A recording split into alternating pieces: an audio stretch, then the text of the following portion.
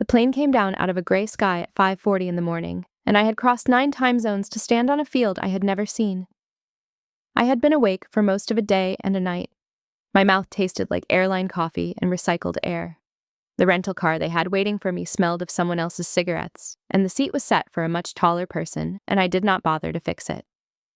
I drove east into a flat country, still deciding whether to be dark, and I watched the post come up out of the fields the way posts do. A water tower first, then the long, low silhouettes of motor pools and barracks, then the gate. No one on that post knew my face. And that morning I preferred it that way. There is a particular quiet a person carries when she has been away a long time and is coming back to something she earned. It is not pride. Pride is loud. This was closer to the feeling you get standing outside a house you used to live in. I had orders in my bag with my name on them, and I had read those orders 40 times over the ocean, and I still had not let myself fully believe them. I told myself I would believe them when I stood on the field. That was the deal I made with the part of me that had learned, a long time ago, not to want things out loud. The guard at the gate was a young soldier with a thermos and a bad night behind his eyes. He waved me through without really looking. I held my identification up anyway, out of an old habit, and he glanced at it the way you glance at a thing you have already decided is fine.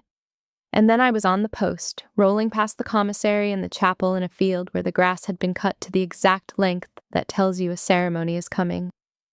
I had grown up in a town that did not have a base, in a family that did not have soldiers, and I had joined the way some people join, half by accident and half because a recruiter caught me on a day when the shape of my life was undecided and offered to decide it.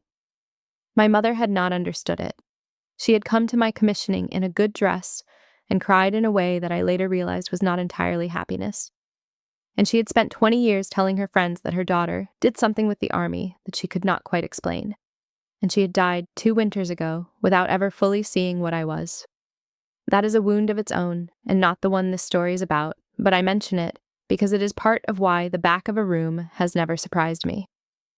I had spent a lot of my life in rooms full of people who could not quite place me, starting with my own kitchen table. So coming home to take a battalion was a strange homecoming, because home in the usual sense was gone, and the army was the only place that had ever fully known what I was. And even the army, that morning, was going to send me to the back row before it welcomed me. There is a joke in that somewhere. I've never been good at telling it. I parked where a sign told me to park, and I sat for a minute with the engine ticking. The sun was coming up behind the reviewing stand they had built at the head of the field.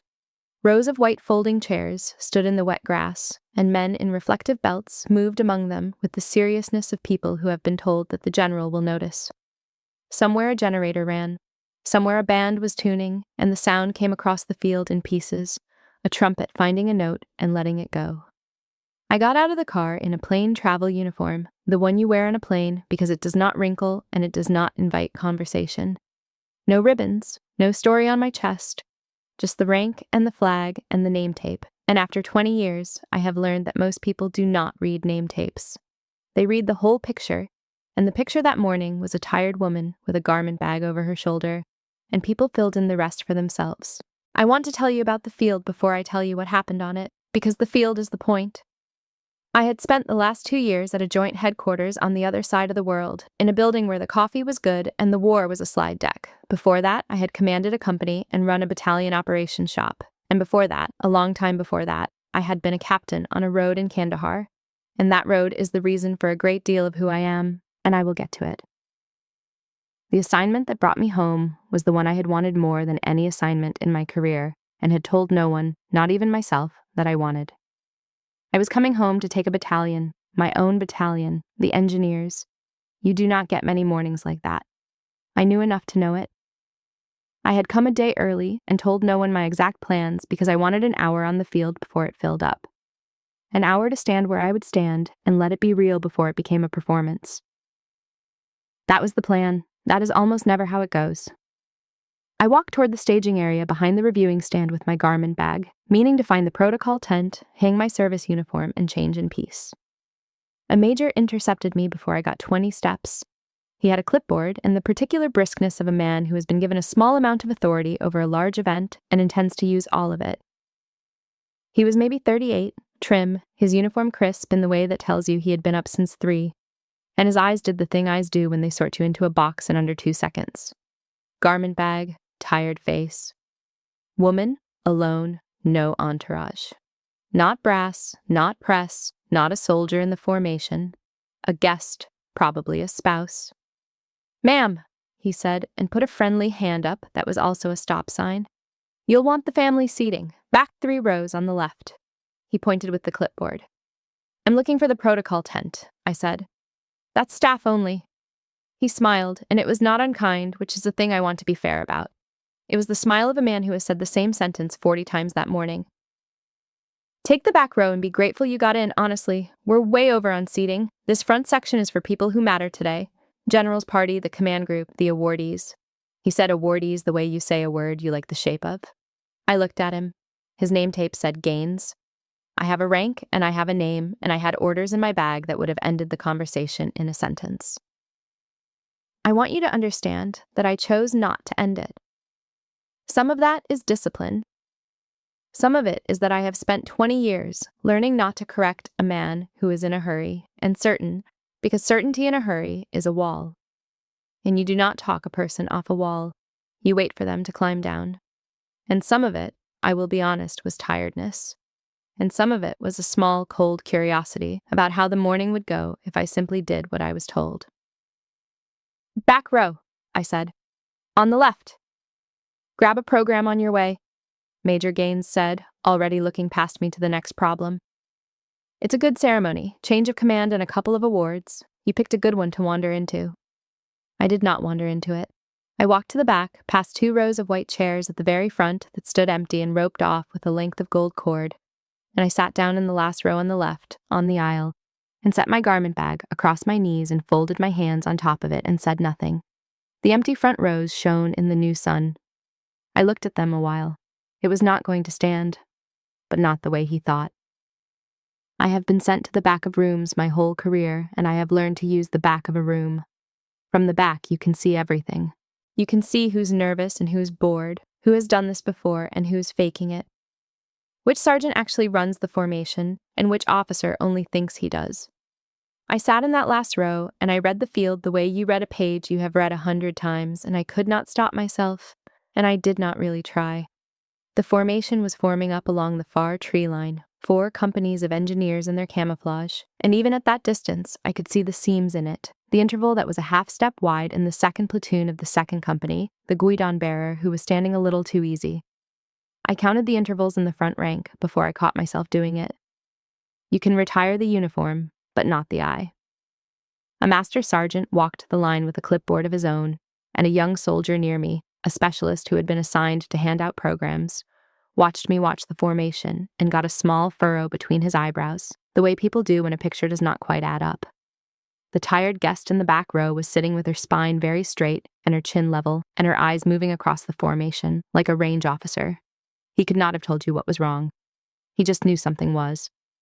I gave him a small nod, the kind you give to end a look, and he handed me a program, and I said thank you. And he moved on. There was a woman beside me in the back row, a little older than me, with a purse in her lap and a program folded into a fan against the coming heat. She had the settled, patient look of someone who has attended a great many of these. She caught me reading the formation and smiled. "First one?" she asked. "No," I said. "Not my first one." "My son's down there," she said, and tipped her chin toward the formation without pointing, which is a thing military families learn, not to point. "3rd company, he made sergeant in the spring. I drove 11 hours to see nothing happen to him in particular, and I would do it again tomorrow." She laughed at herself. "They put us in the back, but I like the back. You can see the whole thing from here. Up front, you only see the person in front of you." "That's true," I said. "You can see the whole thing from here." "They always give the front rows to the important people," she said, comfortable, unbothered, folding her program fan a little tighter. "And the important people spend the whole ceremony looking at each other. It's us in the back that actually watch." She looked at me a moment longer, and something in her paused, the way the specialists had, a picture not quite adding up. Then she let it go because a tired woman in the back row is not a mystery worth solving, and she went back to watching for her son. I sat with that. She had said a true thing without knowing it was true, and she had said it kindly, and I have carried it since. It is us in the back that actually watch. I thought about how many of the people who had ever sent me to the back of a room had no idea they were handing me the best seat in it. I opened the program on my knee. There was the crest of the battalion at the top, the castle of the engineers, and the order of events and the names. The outgoing commander, Lieutenant Colonel Boyd Reeves, relinquishing command after 2 years. The reviewing officer, Major General Warren Kessler, commanding the division. And the incoming commander, printed in the same plain font as everything else. Assuming command of the battalion. My name. I sat in the back row and looked at my own name on a program a specialist had handed me because a major had decided I was a spouse. And I felt something that was not anger and was not amusement, though it had a little of both in it. It was closer to recognition. Not the recognition of being known, the recognition of a pattern I had lived inside my whole life. The gap between what a room decides you are and what you actually are, and how much of a life gets lived in that gap, and how you learn to carry it. I folded the program in half along its crease and put it in the cargo pocket of my trousers, and I looked back at the field and I let myself, for the first time since the wheels touched down, believe the orders in my bag. The last 2 years had been the good coffee and the slide decks, a headquarters on the far side of the world where the war was a thing you managed from a chair, in a building that hummed with air conditioning and ambition. I had been good at it, the way I have been good at most things, by out-preparing the room, but it had worn on me in a way the bad roads never did. On a bad road, you know exactly what you are for. In a headquarters, you spend a lot of energy proving you are for anything at all. I had gone home each night to an apartment I never unpacked, in a country where I did not speak the language well, and I had eaten dinner standing at the counter more nights than I would admit. And I had turned a wedding ring over in a drawer that I had stopped wearing 3 years before that, when a marriage that had survived 4 deployments did not survive me being gone, as much as I chose to be gone. There's a faint band of paler skin on my left hand where it used to sit. I noticed it in certain light. I noticed it in the light of that field. I tell you this, so you understand that I did not come home to that battalion whole and shining. I came home a person, a tired one, with a life behind me that had cost the ordinary things a life like mine costs. Command was not a prize I had won. It was the one place left that had ever fully known what I was, and I wanted it the way you want to go home, when home is the only room that ever fit. And even that room was going to make me sit in the back for an hour first. I could live with that. I had lived with worse. I had lived with the arithmetic, and next to the arithmetic, a folding chair in the back row is nothing at all. To understand why I sat there instead of standing up, you have to understand a road in Kandahar province in the spring of 2011, and a man named Isaiah Ward, and a boy named Owen Trask. I was 27 then, a captain, and I had a route clearance element, which is a polite way of saying my soldiers drove down the worst roads in the country very slowly and looked for the things that were built to kill them. It is the kind of job that ages you in a particular direction. You learn the exact weight of a decision, because every decision has a number attached to it. And the number is people. I want you to know who they were before I tell you what happened, because that is the part the citation leaves out. Isaiah Ward was a big, slow-talking sergeant from a place with more cattle than people. And he drove the lead vehicle because he had the steadiest hands in the element and the calmest voice on the radio. And when the young soldiers were scared, he would tell them long, pointless stories about his uncle's truck until the fear had somewhere else to go. Owen Trask was 19 and quick and mouthy in the way that is a gift when it is aimed right, and he could find a buried charge by the way the dirt sat wrong, a thing you cannot teach, and he wanted to be a school teacher when he got out. History, he said, because history was just a lot of people making the same mistakes and somebody ought to point it out. He used to give Ward a hard time about his boots, which were always somehow the worst boots in the element. That was the joke between them. That was the whole texture of a life, boots and stories and a buried charge found by the way the dirt sat wrong. We rehearsed everything. That is the part civilians do not understand about a place like that. Before we ever drove the bad road, we built the bad road out of plywood and engineer tape in a motor pool, and we walked it, step by step, what happens when the lead truck is hit, who moves where, who talks, who shoots, who does not shoot, until it was in our hands and not our heads. Because in the moment there is no time to think, there is only what your hands already know. I made them rehearse it until they hated me a little. On the morning it happened, the rehearsal is the only reason most of us came home. I have thought about that a great deal. You cannot rehearse away the arithmetic. You can only rehearse so that fewer people are in it. That spring we were working a stretch of road that fed a district center, and it had been quiet in the way that is never quiet, only waiting. On a morning much like this one, gray going to gold, the lead vehicle in my order of march struck a device buried deep enough that the detector had passed over it twice. The blast lifted the front of the truck and set it down wrong, and then the small arms fire opened up from a tree line to the north, because the device had never been the whole plan, only the opening line of it. I do not remember deciding to move. I remember being at the lead vehicle. The driver was Sergeant Isaiah Ward, and his door was buckled and his cab was filling with smoke, and I got my hands on his drag handle and I got him out. Him and his own stubbornness. Because a man that size does not come out of a wrecked cab on your strength alone. He has to want it, and Ward wanted it. I got him behind cover and I got the element into a base of fire, and I called it in, and we broke contact the way we had rehearsed on a plywood mock-up in a motor pool 1,000 years before. And most of us came home. Not all of us. Owen Trask was a private first class, a sapper, 19 years old, and he had been in the second vehicle, and around found the small, unarmored space between where his plate ended and his arm began, which is a space the width of 2 fingers, and there is no rehearsal for that. He was gone before the helicopter came. I held pressure on a wound that had already finished its work, because holding pressure was the only thing left to do with my hands. The days after were the worst days. There's a kind of quiet that comes over an element that has lost someone, and it is not grief exactly, not yet. Grief comes later when there is room for it. In the moment, it is just a hole in the routine. There's one fewer person in the chow line, one fewer voice on the radio checking in, one vehicle you keep almost assigning to a man who is not there. I wrote the letter to his mother by hand 4 times because the first 3 were lies of a kind. They made it sound clean, and it was not clean, and she deserved a letter that at least did not lie to her. I told her that her son found the things that were built to kill us, and that he was better at it than anyone I had, and that the road he died on is safer now because he walked it, and that is true, and it is also not enough. And I knew it was not enough while I wrote it, and I sent it anyway because there is nothing else to send. They gave me a medal for that morning, a silver star. They pinned it on me in a plywood chapel with a chaplain who had a cold, and I stood there and let them, and the whole time I was doing arithmetic. 1 man out, 1 man not. The medal weighed almost nothing. The arithmetic weighed everything, and I have carried it every day since, and I was carrying it in that back row 15 years later, looking at 2 empty chairs and thinking about 1 empty chair. Isaiah Ward lived. He kept his leg mostly. Before they flew him out, he grabbed my sleeve with a grip that surprised the medics, and he said, "You came back for me, ma'am. I won't forget that." And I said something back. I do not remember what. Something a captain says.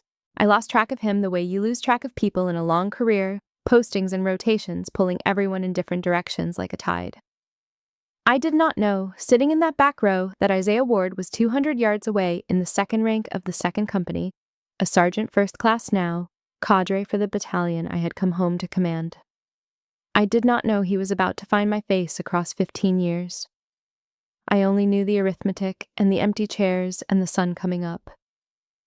The field filled while I sat with all of that. Families came in and found the back rows and settled the way families do, spreading out, quieting children, checking phones. The command group assembled near the stand, a cluster of field-grade officers with the slightly anxious energy of people who know a general is coming. Major Gaines moved through all of it, like a conductor, seating the important, redirecting the lost, glancing at his watch, and once he passed the end of my row and did not see me at all, which is its own kind of skill. I watched Major Gaines run all of it, and I will tell you, he was good at the job. That is the part that is easy to forget once a man has made a mistake in front of you. He had the field moving, he knew where every party was supposed to be, and he got them there, the mayor and the 2 retired colonels and the Gold Star family who were seated with a care that told me he understood exactly what that seating meant. He was rude to no one. He was efficient with everyone. He had simply looked at one tired woman with a bag and sorted her wrong, and then moved on, because a man running 400 people cannot stop to reconsider every judgment he makes. And that is both the reason the mistake happened and the reason it was forgivable.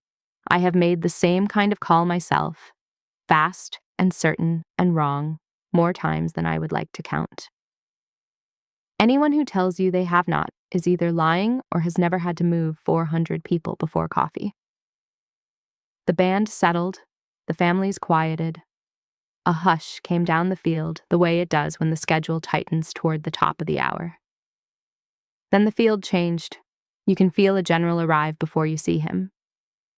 The reflective belt soldiers stood straighter. The band, which had been noodling, went silent and then found its posture.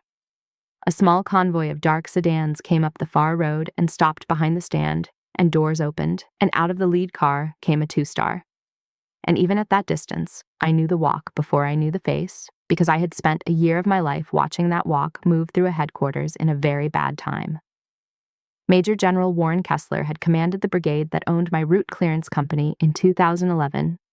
He was the officer who had signed the paperwork on the worst morning of my life, and the officer who had read the citation at the plywood chapel. And he was older now, gray at the temples, heavier through the shoulders, but it was him, and he came onto that field the way he came onto every field, scanning it, reading it, an old habit from a place where not reading a space could kill you. A 2-star does not scan a crowd looking for anyone in particular. He scans it the way a farmer looks at weather. But habit is habit, and his eyes went across the front rows and the command group and the stand, and then, because some part of him was still a brigade commander on a bad road counting his people, his eyes kept going all the way to the back, and stopped. Every ceremony has a moment where the script pauses and something real happens in the seam. This was that moment. Major General Kessler stood at the head of the field with his aide at his elbow, and the whole command group turned toward him, ready to receive him. And instead of walking to the stand, he walked the other way. Down the center aisle, toward the back rows, toward the cheap seats where a 2-star has no reason on earth to go. Every head on that field turned to see who was back there. I stood up. Not fast. You do not spring to your feet, it makes a spectacle, and I did not want a spectacle. I stood the way you stand when an old commander is walking towards you across 15 years, which is to say I stood carefully, and I set my garment bag on the chair, and I waited. He reached my row and stopped, and for a second he just looked at me, and the field held its breath. 200 people trying to understand why the reviewing general was standing in the family seating in front of a tired woman in a travel uniform. "Colonel Beckett," he said. He did not salute me. I was a lieutenant colonel, and he was a major general, and the salute goes the other way, and in a second I would render it. But he said my rank and my name in the same breath, in a voice that carried the voice of a man who had read a citation over me once and had not forgotten a word of it. And I watched the arithmetic start to move across 200 faces. "Sir," I said, and I brought my hand up, and he returned it. And then he did the thing that told the whole field everything. He put his hand out to shake mine, general to colonel, which is a thing that says these two have history, and I took it. "They had you sitting back here?" Kessler said, quiet now, just for me, though the quiet on that field was such that the front rows probably heard it anyway. There was something in his face that was almost a laugh and almost an apology. "I got in a little early, sir," I said. "Didn't want to make a fuss." 15 years, he said. "You look exactly the same and about 100 years older, if that makes sense." "It makes perfect sense, sir." Behind him, near the stand, I could see Major Gaines. He had stopped moving. The clipboard was still in his hand, but he had forgotten it. He was watching the general shake hands with the woman he had sent to the back row, and he had heard the word colonel, and I could see the exact moment the first cold understanding reached him. And I will tell you now that I felt no triumph watching it. I have been Gaines. Everyone who has ever worn the uniform has been Gaines, has decided too fast who someone was, and been wrong in front of people. It is a specific kind of falling, and I would not have wished the full weight of it on him, and in a few minutes I would make sure he did not carry the full weight of it. But that came later. In that moment the field was just very quiet, and the general was holding my hand, and every eye wanted the same thing. They wanted me to turn around and burn Gaines down. I could feel it, the appetite of a crowd that has just understood an injustice and wants the satisfying sound of it being corrected. It would have been so easy. One sentence over my shoulder, loud enough to carry, and I could have made that major very small in front of 200 people in the entire chain of command. And the crowd would have loved me for it. And I would have deserved every word. I've never been interested in the easy thing. Command Sergeant Major Dwayne Prather reached me before Gaines could. Prather was the battalion command sergeant major, and he had been a first sergeant in my operations shop years before. And he knew my face the way you know the face of someone you have worked beside in a hard place. He came down the aisle, fast and square, and he did not shake my hand. He came to attention and rendered a salute that was less about the regulation and more about something older than regulation. "Ma'am," he said, "it is good to have you home. This battalion has been waiting on you." "Sergeant Major Prather," I said, and returned it. "It's good to be home." Gaines had gotten himself moving again. He came down the aisle with his apology already collapsing in his mouth, the way apologies do when a man is trying to build one while walking. "Ma'am, Colonel, I didn't. The manifest I had, it didn't have you weren't listed as arriving until I had you as." Prather turned to intercept him, a wall of a man stepping smoothly into the space between the major and me. Not aggressive, just present, the way a good sergeant major puts himself between a problem and his commander. I put a hand on Prather's arm. "It's all right, Sergeant Major," I said. I looked at Gaines. He was braced. He had the face of a man who had already run the whole thing forward in his head. The counseling statement, the phone call, the way a mistake like this can follow a career like a smell. He was 38 years old, and he had made a call in 2 seconds on a busy morning, and the call had been wrong, and now the wrongness of it was standing in front of a general. "Major Gaines," I said, "how many people are you seating today?" He blinked. "Ma'am? About 400, ma'am, with the formation and the guests." 400 people, I said.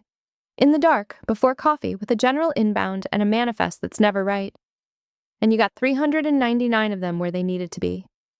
I let that sit for a second. "We'll talk about the last one. Not now. Go do your job. The general's party still needs to be seated, and you're the only one who knows the plan." I watched him try to understand whether he was being spared or set up. That is the thing about mercy in front of a crowd. People do not trust it because they have seen too little of it. He decided, correctly, that the ceremony mattered more than his feelings, and he squared himself and said, "Yes, ma'am," and went back to work, and I turned back to General Kessler. "Run it as written, sir," I said. "I'll change and take my place. 10 minutes." "Take your time, Colonel," Kessler said. "It's your field." The staging tent was a square of canvas behind the stand, and inside it I unzipped the garment bag and took out the Army service uniform I had not worn in its full weight in a long time. The dark blue coat, the trousers, and on the coat the whole story I had left off the travel uniform on purpose. The shoulder boards with the silver oak leaves of a lieutenant colonel, the castle of the engineers, the combat badge, and the ribbon, the small rectangle of red and white and blue that a chaplain with a cold had pinned over my heart in a plywood chapel while I did arithmetic. I had not worn the whole story on my chest in a long time because most days the story is a private thing and putting it on a coat feels like using it. But that morning the story had a job to do, and the job was not about me. It was about a field full of soldiers who were going to be commanded by a woman a major had sent to the back row, and about what it means for that woman to walk back out into the light wearing everything she is, so that the last thing anyone remembers about the morning is not the mistake, but the standard. Prather put his head in through the tent flap while I was fixing the last of it. He did not come in. He just looked at the coat with the whole story on it, the way an old soldier looks at another old soldier's rack of ribbons, reading it, and he did not say anything about the ribbon over my heart because men like Prather do not need to say anything about a ribbon like that. What he said was, "They're set, ma'am. Colonel Reeves is ready. General's in his seat, whenever you're squared away." And then, because he could not entirely help himself, "It's a good field. You'll like the run of it. Wind's behind us, so the colors will fly for the pictures." A sergeant major thinks about the wind and the pictures. That is the job. I told him I would be right out, and he pulled his head back, and I heard him outside telling someone to move a chair 2 feet to the left, and the ordinary machinery of the thing steadied me more than any pep talk could have. I looked once more at what I was wearing. The oak leaves, the castle, the badge, the ribbon a chaplain with a cold had pinned on me a lifetime ago. Every piece of it was a fact, and the facts added up to a person, and the person was about to walk out and take a battalion, and none of it was decoration, and none of it was for show. It was just true, all of it, and for one morning I was going to let it be visible, because the field needed to see it once, clearly, and then I could go back to carrying most of it on the inside, where I keep it. I squared the coat in a cracked mirror that hung from a tent pole, and I set the cover on my head. And I looked at myself for a second, at the whole story assembled. And I thought about Owen Trask, who never got a coat like this because he was 19 forever, and I thought, all right, and I stepped back out into the light. The ceremony ran the way ceremonies run, which is to say it ran on rails 100 years old, and it did not care about my mourning or Gaines's mourning or anyone's mourning, and there is a great mercy in that. The band played the ruffles and flourishes. The formation stood at attention across the field, 4 companies of engineers, and I took my place at the head of it with Lieutenant Colonel Boyd Reeves, the outgoing commander, a decent man who had run the battalion well and was ready to hand it off.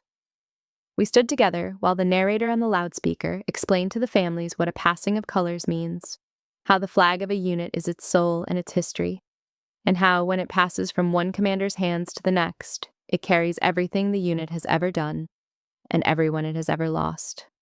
The colors came down the front of the formation, carried by Command Sergeant Major Prather, and Reeves took them from the color bearer and passed them to General Kessler, which is the unit, saying to its higher commander, "Here is our soul, we return it to you." And Kessler held the colors for a moment, and then he passed them to me, which is higher command saying, "We entrust it now to her." And I took the staff in both hands, and the weight of it went up my arms and into my chest, and I have held a great many things in 20 years, and few of them have been that heavy. There is a streamer on those colors for every campaign the battalion has ever fought, ribbons faded by 70 years of weather, and when you hold the staff, you are holding all of it. Every road they have cleared, and every bridge they have thrown across water that did not want a bridge, and every soldier who ever stood in their formation, the living and the ones who are streamers now. I thought, holding it, that somewhere in the history stitched into that flag, there was a spring in Kandahar and a road, and a boy who found charges by the way the dirt sat wrong, folded into the record the way everything gets folded into the record. Unnamed, but carried. That is what a unit's colors are. They are the place the names go that no announcer will ever read. I held the staff a little tighter, and I hope no one saw it as anything but a good grip. Then the adjutant stepped to the microphone to read the orders, and this is the part I had not braced for. "Attention to orders," the adjutant said, and the field, already at attention, somehow came to a deeper attention, the way a room does when it knows the real thing is being said now. He read the assumption of command, my name and my rank, and the authority under which I took the battalion, and it rolled across the field and off the buildings, and came back a half-second later as an echo, my own name arriving twice. And then, because the division had decided to fold a decoration into the change of command, the adjutant kept reading. He read a citation. He read about a road in Kandahar province in the spring of 2011, and about a captain who had, under enemy fire, pulled a wounded soldier from a burning vehicle and organized the defense of her element, and about the Silver Star awarded for that morning. He read it in the flat, formal, beautiful language that citations use, the language that turns the worst hour of your life into 3 sentences a stranger can read aloud. And I stood at the head of my new battalion holding its colors, and I heard my own name, and behind my name the name of a road, and behind the road, unspoken, because it is not a name they read at ceremonies, the name of a 19-year-old sapper who is not here. I kept my face level. That is a skill, too. And somewhere in the second rank of the second company, a sergeant first class named Isaiah Ward heard the citation and heard the road and did the arithmetic himself, and his head came up. I did not see it happen so much as feel it. You develop a sense, at the front of a formation, for a ripple in it, and there was a ripple in the second company. A single soldier coming to a stillness, deeper than the stillness around him. I found his face because a part of me had been looking for it without knowing, the way you scan a crowd for someone you loved once. 15 years, and a lot of weather had gone over Isaiah Ward, and he was a sergeant first class now with gray coming into the stubble the regulations pretend soldiers do not have. But it was him, and he knew me before the adjutant finished the sentence. He did not shout. He did not break. He did the one thing a soldier in ranks can do, which is nothing, and he did it with his whole body. He stood taller than the drill required. He stood the way a man stands for the person who carried him out. And I looked at Isaiah Ward across a field, and 15 years, and I gave him the smallest nod a commander can give. And he gave it back, and neither of us needed a single word. And if you have ever been on the receiving end of that kind of silence, you know it is louder than any speech. At the edge of the stand, Major Gaines heard all of it. The rank, the orders, the citation, the road, the name the general had used. I could not see his face clearly from where I stood, but I did not need to. I had watched the first cold understanding reach him an hour before, and now the rest of it arrived, the full picture of who he had waved to the back row and told to be grateful, and the color went out of him. He did not make a sound. He stood at his post because that is what you do. And he went white, and he held. I want to be careful here, because this is the moment the whole morning had been bending toward. And it would be easy to make it a moment of triumph, and it was not one. The gap had closed. The gap between what the field had decided I was at 5:40 in the morning and who I actually was had collapsed in front of everyone, and there is a satisfaction in that. I will not pretend there is not. But standing at the head of that battalion with the colors in my hands and Owen Trask's absence in my chest, what I mostly felt was the weight and the strange sorrow that always comes with recognition, because recognition is a thing the living get, and I was standing in a place a boy I could not save would have been proud to stand, and he could not, and no orders would ever read his name to a field. I took the colors, the field held its breath, and then it exhaled all at once into applause, and the band came up under it, and the ceremony rolled on toward its end on its 100-year-old rails, and I stood in the sound of it and let it happen. Afterward, there's always a receiving line, the long, informal river of people that flows past a new commander, hands and names and congratulations, and I stood at the end of the field and let it come. Families, soldiers, the command group. Reeves came through and shook my hand and did the gracious thing, which is not always easy for a man handing off the thing he loved. "It's a good battalion," he said. "The people are better than the equipment, and the equipment's good. 3rd Company's your strength. 1st Company needs a commander who will pay attention to the maintenance program, and that new lieutenant in 2nd Platoon is going to be somebody if nobody breaks her first." He said it fast and low, a man downloading 2 years of knowing into 30 seconds because he understood that the knowing was the real thing he had to hand me, more than the colors. "And Prather," he said. "Keep Prather close. He kept me from being an idiot at least once a week." Prather was at my shoulder the whole time, quietly telling me who was who, which is the great gift a sergeant major gives a new commander, the map of the human terrain. "That one just lost his father. Go easy. That one is the best welder on the post and knows it. Needs a hard job to stay honest. That family drove 11 hours. He read the receiving line for me, the way I had read the formation from the back row, and I understood that we were going to get along, Prather and I, because we both could not help but read a room. Near the end, the woman from the back row came through, the one with the purse and the program fan, with her sergeant's son beside her, tall and shy in his dress uniform. She reached me and stopped, and I watched her put it together at last, the tired woman in the back row and the colonel who now held the battalion, and her face went through several things at once. "It was you," she said. "In the back." "It was me," I said. "You gave me the best advice I got all morning. It is us in the back that actually watch." She laughed, a startled, delighted sound, and swatted her son lightly on the arm as if he had been the one to seat me wrong. "I told a colonel the important people don't watch anything," she said. "Lord?" "You told a colonel the truth," I said. "Congratulations on your sergeant. He picked a good battalion." The young man went red to his ears, and his mother beamed, and they moved on, and it was the best exchange of the day, and it had come from the back row, where the exchanges usually are. And at the very end of the line, when the river had mostly run out, Major Gaines was waiting. He had not fled, which I noted. A lesser man would have found somewhere else to be. He stood at the end of the receiving line and waited his turn to face the woman he had sent to the back row, and when he reached me he came to attention and looked at a point just over my shoulder, the way soldiers do when they cannot look you in the eye. "Ma'am," he said, "I owe you an apology, and I'd like to give it, and I'd understand if you don't want to hear it. Whatever you need to do about this morning, I understand. I made a bad call and I made it in front of the whole post." I looked at him for a moment. The field was emptying behind him, the white chairs starting to fold, the generator winding down. "Major Gaines," I said. "Look at me, not the sky." He brought his eyes to mine. It cost him something. "You made a call with bad information at 0540 with the general inbound," I said. "That is a real mistake, and I'm not going to tell you it isn't. But I want you to hear the whole of it, not just the part where you feel small. You looked at a tired woman with a garment bag and you did not see a colonel. That is a failure of imagination, and every one of us has it, and the cure for it is not shame. The cure for it is a manifest you check twice, and a habit of treating the person in the back row exactly like the person in the front, because you cannot always tell which is which, and the day you assume you can is the day you get one wrong in front of a general." "Yes, ma'am," he said. "Here's what I need. I said. I need a protocol officer who checks the manifest twice, starting tomorrow. That is the whole punishment. There is no counseling statement in this, no phone call, no smell that follows you around. You had a bad 2 seconds. You will have a lot of good ones. Do not waste the lesson feeling sorry for yourself, because that is just a different way of making the morning about you. He was quiet for a second, and then something in his face let go, the brace coming out of his shoulders, and he said, "Thank you, ma'am.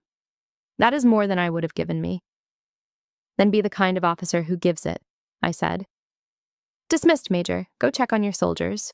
They did good work today." He saluted and I returned it, and he went, and I watched him go and thought that he would be all right, and probably better than all right, because the ones who take a lesson clean usually are. General Kessler found me as the field emptied. He had his cover under his arm and the look of a man with a car waiting and one thing left to say. We walked a few steps together, away from the last of the crowd, toward the flagpole at the head of the field. "You handled the major better than I would have," Kessler said. "I'd have taken his skin off." "You would not have, sir," I said. "You read a citation over a captain in a plywood chapel once, and you did it like it was a prayer. I remember. You are not a skin taker." He was quiet for a moment. "Owen Trask," he said. He said it plainly, the way you say a name you have carried too. I still have the letter I wrote his mother. The draft, I mean. I kept the draft. I don't know why. "I know why, sir," I said. "He would have liked watching that today," Kessler said. "You taking the colors. He'd have been in the second company giving somebody a hard time about their boots." He almost smiled. "So would his mother have liked it? You should write her. She'd want to know you got the battalion." "I will, sir," I said, and I meant it, and it landed in my chest like a small stone into deep water. He put his cover on, and the 2-star caught the light, and he was a general again. "Command's a lonely business, Beckett," he said. "You'll be good at it. You were always good at the part nobody claps for." He shook my hand one more time, general to colonel, history to history. Welcome home. Then he was gone, into the dark car, and the car was gone up the far road, and the field was mine. That evening I sat alone in the commander's office, which still smelled of Reeves's coffee and someone's floor wax. Boxes I had not unpacked, stacked against one wall. On the desk I set 2 things. The citation, in its frame, which the adjutant had handed me after the ceremony with a quiet word. And a photograph, 15 years old, creased from being carried, of a route clearance element grinning in front of a wrecked truck on a day before the day, a boy at the end of the row with his helmet pushed back and his whole life still ahead of him. They read the road today, I thought. They will never read his name at a ceremony. There is no field where a narrator explains to the families what Owen Trask was. I keep his name read in the only place that counts, which is a place with no microphone, and I read it that night the way I read it every night, quietly, to no one, and it did what it always does, which is nothing and everything. There was a knock at the door. Sergeant First Class Isaiah Ward stood in the hall in his camouflage, cover in hand, and for a second, we just looked at each other. 15 years, and a road between us and nothing to say that would fit in words. "Sergeant Ward," I said. "Come in." He came in and stood in front of the desk and looked at the photograph and did not pick it up. "I heard you were coming," he said. "I didn't believe it was the same Beckett until they read the road. Then I about came out of ranks, ma'am, and I want you to know it took everything I had not to." "I saw it take everything you had," I said. "You stood like a recruiting poster. I almost lost it myself." He laughed, a short, rough sound, and then he did not laugh. "The whole battalion knows now, ma'am," he said. "Not about the medal. Most of them don't care about a medal, no offense. About who's in charge. Word went through that formation like water. The new commander is the one who pulled Sergeant Ward out of a burning truck. That's all anybody's saying tonight." He turned his cover in his hands. "You could have said something to that major. This morning, in front of everybody. Half the post wanted you to."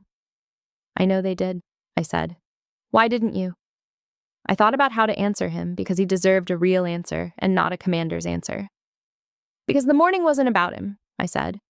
"And because I have spent my whole career being the person somebody decided was nobody, and I know exactly how small that feels, and I am not going to hand that feeling to another human being just because I finally have the rank to do it. The colors are heavy enough, Isaiah. I'm not going to carry his shame around on top of them." Ward looked at me for a long moment. Owen would have liked that answer, he said.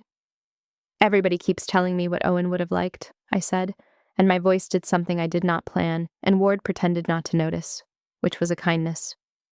Because it's true, ma'am, he said. We think about him, the ones who were there. We still think about him. He set his hand on the edge of the desk near the photograph, not touching it. You know he's why I stayed in? After. I was going to get out, take the leg and the payout and go home and be done. And I kept thinking, Trask doesn't get to. He doesn't get the 20 years, he doesn't get the retirement, he doesn't get to be a sergeant first class with bad knees complaining about kids these days. So I figured I'd do it for him. Stupid, maybe. It's not stupid, I said. I named my boy after him, Ward said, plainly, the way you say a thing you have decided not to be shy about. Owen, he's 12, mouthy, wants to be a history teacher, if you can believe it, and I never told him a word about where the name came from. He just came to that on his own. He shook his head. So don't tell me the name doesn't get read, ma'am.